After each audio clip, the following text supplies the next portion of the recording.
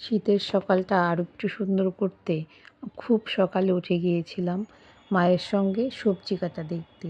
আগের দিন রাতেই মাকে বলে রেখেছিলাম, আমাকে কিন্তু খুব সকালে ডেকে দিবা, কারণ আমি তোমার সঙ্গে সবজি কাটতে যাব। কেন জানি না গাছের প্রতি অদ্ভুত একটা মায়া কাজ করে। স্বভাবটা অবশ্য মায়ের কাছ থেকেই পাওয়া। মা খুব বেশি গাছপ্রেমী, নিজ হাতে সব গাছ লাগাতে ভালোবাসে। বাজার থেকে খুব কম সবজি কিনে খেয়ে মা। আর সব ধরনের সবজি, তারপর মরিচ, পেঁয়াজ এগুলো মা নিজ হাতে লাগায়। সেগুলো থেকে ভালো রকমেরই সব কিছু খাওয়া হয় আমাদের। আর বাড়িতে এই সব কিছু মা নিজে একা হাতে করে। মায়ের এই গুণগুলো আমার ভীষণ ভালো লাগে। এখানে এসে দেখি এত সুন্দর সুন্দর লাউগুলো ঝুলে আছে, প্রায় ৩০-৩৫টার মতো লাউ ঝুলেছিল।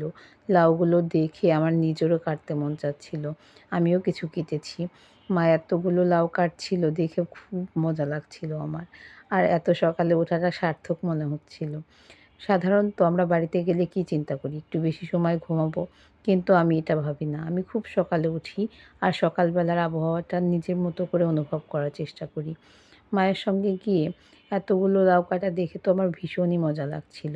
আর এইদিকে আমাদের ২টো গামলাই ভরে গিয়েছে। আর কাটা যাবে না। এখানে আরেকটা কালারের লাউ কেটে নিয়েছিল মা। এখানে কয়েক জাতের লাউ ছিল। কোনোটা লম্বা, কোনোটা গোল, কোনোটা আবার একটু সাদাটে টাইপের। এখানে মা মূলা লাগিয়েছিল পেঁয়াজ, রসুন, আরও অনেক রকমের সবজি। এগুলো কিন্তু কোয়াশ না যেগুলো দেখালাম। এগুলো এক ধরনের মিষ্টি কুমড়া। এগুলো দেখে আমার কিন্তু খুব ভালো লাগে। বাড়িতে আসলে কেমন একটা ফ্রেশ, ফ্রেশ ফিল হয়। এরকম ফ্রেশ জিনিস কিন্তু আমরা ঢাকায় পাই না। খুব রেয়ার মনে হয় ঢাকার দিকে এই জিনিসগুলো। পাওয়া যায় কিন্তু কয়দিন আগে এনে রেখেছে কেউ কিন্তু জানিই না। ফ্রেশ জিনিস খেতে হলে